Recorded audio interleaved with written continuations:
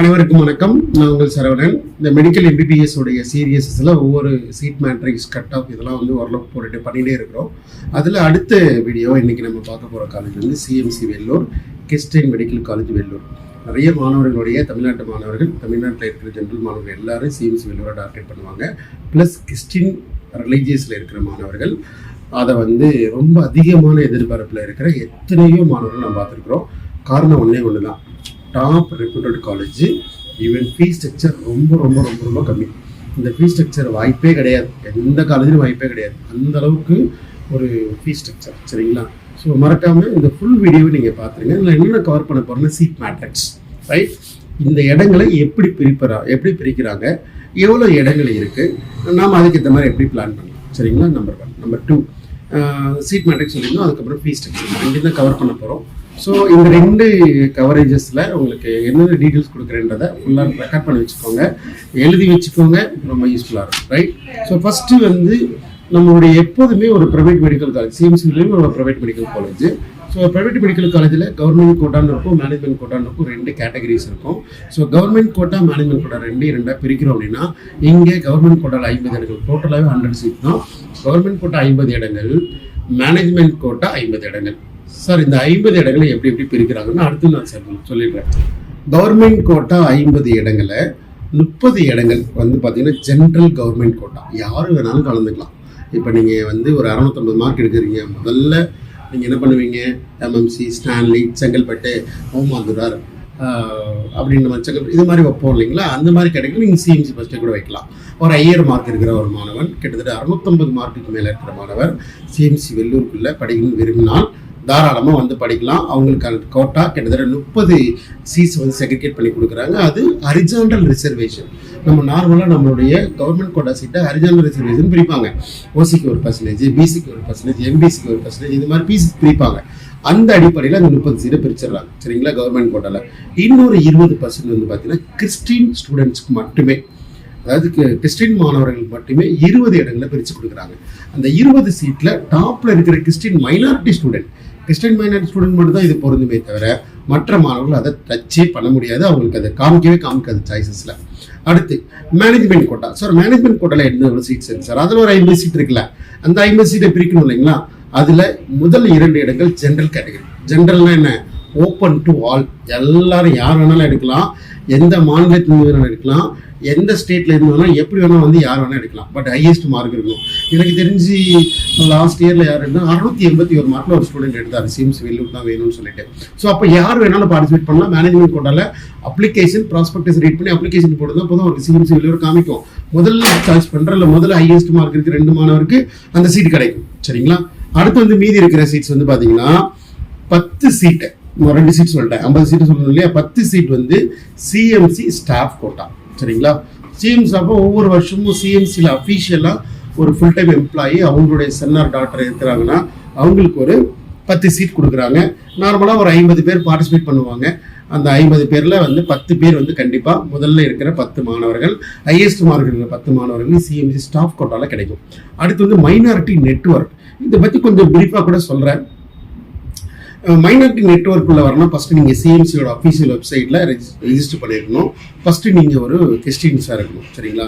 இந்த கிறிஸ்டினாக இருக்கிறது மட்டும் இல்லாமல், அதில் ரெஜிஸ்டர் பண்ணது மட்டும் இல்லாமல், நீங்கள் பக்கத்தில் உங்களுடைய டயஸ், ஸோ கிட்டத்தட்ட ஒரு 30 வகையான டயஸ் அவங்களுடைய ப்ராஸ்பெக்டஸ்லேயும் கொடுத்துருக்குறாங்க.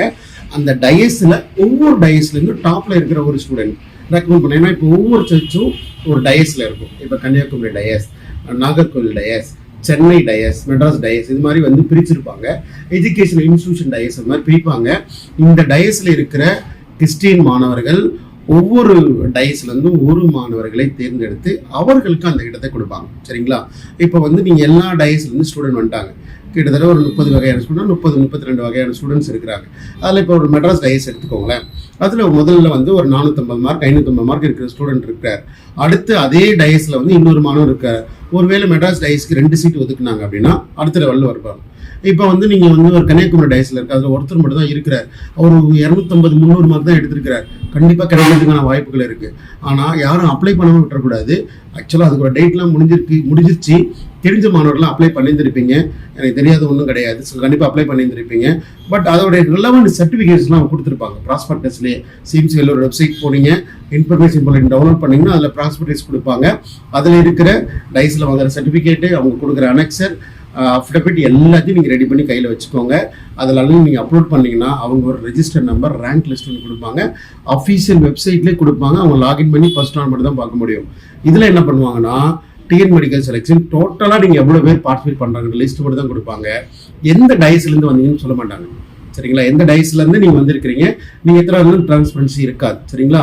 ஆனால் சிஎம்சியில் நீங்கள் எவ்வளோ பேர் அப்ளை பண்ணியிருக்கிறீங்க, நீங்கள் மார்க் வந்து நீட் ரிசல்ட் வந்தோன்னு அப்லோட் பண்ணுற மாதிரி இருக்கும். அந்த நீட் ரிசல்ட் அப்லோட் பண்ண பிறகு அவங்க ஒரு லிஸ்ட்டு கொடுப்பாங்க. லிஸ்ட்டுனா உங்களுடைய ரேங்கை படி நீங்கள் பார்த்துக்கலாம். நீங்கள் 10வது இடத்துல இருக்கீங்க, 5வது இடத்துல இல்லை, 250வது இடத்துல இருக்கிறேன், எவ்வளோ number of minority network apply பண்ணியிருக்கிறாங்க, அந்த மாதிரிலாம் வரும். ஸோ அதனால இந்த மைனாரிட்டி நெட்வொர்க் 38 இடங்களுமே நிறைய மாணவர்கள், கிறிஸ்தவ மாணவர், கிறிஸ்டின்ஸ் எல்லாரும் போட்டி போடுவாங்க. ஆனால் ஒவ்வொரு டைஸ்லேருந்து வந்திருக்கிறோமா அந்த எலிஜிபிலிட்டியில் வந்து ஒரு தடவை ஸ்டடி பண்ணி ஒரு சர்ச் போய் பார்த்து அங்கே இருக்கிற ஃபாஸ்டரோ அவங்க இருக்கிற ஃபாதர் அவங்க எதாவது ரெக்கமெண்ட் பண்ணுறது, இந்த ஃபார்மேட்லாம் பண்ணாமல் இருந்தீங்கன்னா பண்ணிவிடுங்க. அதில் எதுவும் மிஸ்டேக் இருக்கக்கூடாது. ஏன்னா நிறைய நமக்கு தெரியும், சந்தேகம் இருந்தாலும் நீங்கள் தாராளமாக கேட்கலாம். ஸோ சிஎம்சி வெல்லூரில் ஃபீஸ் ஸ்ட்ரக்சர் பற்றி பார்த்துடலாம். முடிஞ்ச இந்த இமேஜ் நான் உங்களுக்கு அட்டாச் பண்ணுறேன். 2024 முதலாம் ஆண்டு மாணவர்களுக்கான ஃபீஸ் ஸ்ட்ரக்சர் வந்து டியூஷன் ஃபீஸ் 3000 ரூபாய் அதில் வச்சுக்கோங்க. One time college fee for admission, அப்போ ஒரு தடவை தான் கட்டினா போதும், 16,660 ரூபாய். அதர் ஆனுவல் ஃபீ, மேபி இது எல்லா வருஷமும் வரலாம், 22,235 ரூபாய். One time payment for to university, maybe அவங்க டிஎன் மெடிக்கல் செல்ல ரெஜிஸ்டர் பண்ணுறதுக்காக 14,435 ரூபா. அப்போ டோட்டல் ஃபீஸ் எவ்வளோ? 56,330 ரூபாய். இதில் ஒன் டைம்னு சொல்கிற 2 விஷயத்தை விட்டுருங்க. அப்போ வருஷத்துக்கு எவ்வளோ ஃபீஸுங்க? வெறும் 25,000 ரூபாய். டியூஷன் ஃபீஸு கவர்மெண்ட் காலேஜில் 18,000 ரூபாய், இங்கே 25,000 ரூபாய். பட் சிஎம்சி வெல்லூர் அதோடைய லெவல் வேறு. சரிங்களா? அது சொல்லவே தேவையில்லை. அதே போல் அடுத்து வந்து பார்த்தீங்கன்னா hostel deposit. So hostel deposit for men, பையனாக இருந்தால் 10,000 ரூபாய், கேர்ள்ஸாக இருந்தால் 8,000 ரூபாய். அப்ராக்சிமேட்டாக மாதத்துக்கு வந்து ஒரு 8,000 ரூபாய் மென் வரும். அதாவது லிவிங் எக்ஸ்பென்ஸ், ஃபுட்டு இது மாதிரிலாம். அப்போனா கிட்டத்தட்ட ஒரு ஹாஸ்டல் ஃபீஸ் எவ்வளோ வருங்க? 72,000 86,000. இதுதான் வந்து 72,000 ஒரு 90,000. யாராக இருந்தாலும் இந்த செலவு வரும் பெர் இயர். இது இல்லாமல் tuition fees per year 25,000. First year மட்டும் ஒரு 30,000 அதிகமாக வருது. இவ்வளோ தாங்க ஃபீஸ் ஸ்ட்ரக்சர் சிஎம்சி வெல்லூரோட. சிஎம்சி வெல்லூரை நிறைய பேர் மிகப்பெரிய விஷயமா பார்க்குறாங்க. நானும் அதை பெருசாகவே தான் பார்க்குறேன்.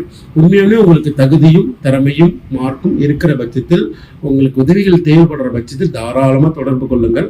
அதற்கான வழிமுறைகளை சொல்லிக் கொடுக்க ரெடியாக இருக்கிறோம். நம்மளோட சேனலை தொடர்ந்து ஃபாலோ பண்ணுங்கள். இந்த விஷயம் உங்களுக்கு உண்மையாலுமே கம்ஃபர்டபுளாக இருக்குது, நல்லாவே இருக்குது, கிளாரிட்டி இருக்குது அப்படின்ற பட்சத்தில் மாணவர்களுக்கு கைட் பண்ணுங்கள், ஃபார்வர்ட் பண்ணுங்கள்.